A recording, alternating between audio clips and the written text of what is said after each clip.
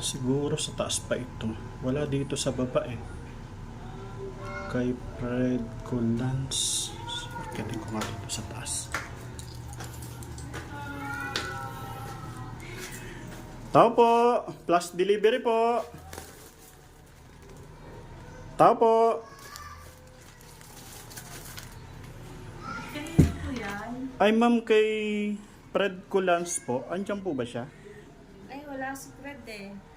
Nasa trabaho. Magkano ba yan? Ay, ganun po ba?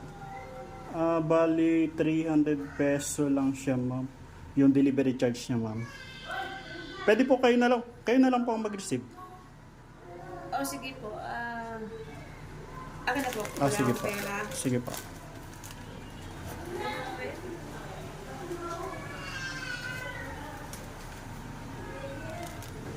Kaya ito na po. Salamat po. Ay, ma'am. Anong oras po ba uwi yung si Kulans, si Fred Kulans? Mga mamaya pa yun. Mga alas 5 pa yun. Ganun po ba? Saan po ba siya nagtatrabaho? Sa Camprame.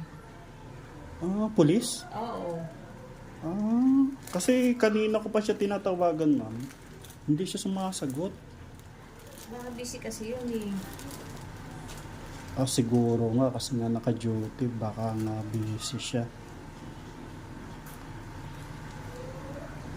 Bali, ano bang tawag nito, ma'am? Si Kulas po ba, ma'am? Anak mo? Ay, hindi. Pamangkin ko. Pamangkin.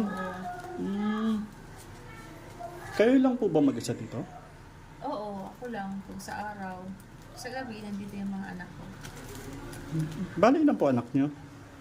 3. Medyo marami-rami din po palang anak kayo, no? Mhm. Anong oras po uwi yung si Kulans? Mga ano nga, mga 5. 5? Oo. Medyo hapon na siya. Oo.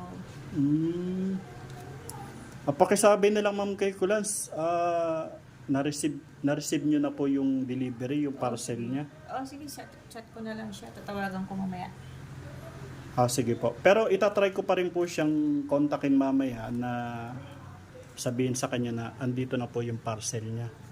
Sige. Opo.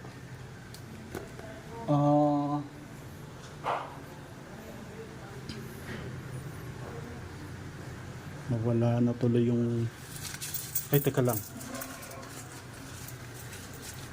May delivery pa akong iba, ma'am eh. Sige. Alam niyo po ba yung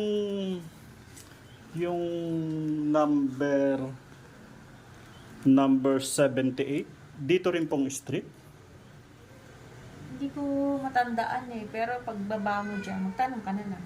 Ganun po ba? Oo, kasi... Sige po. Paano po ba yan? Maraming salamat na lang po ulit. I-message ko po yung may-ari ng parcel na sabihin ko po na-receive niyo na. Sige po, ma'am. Maraming salamat po.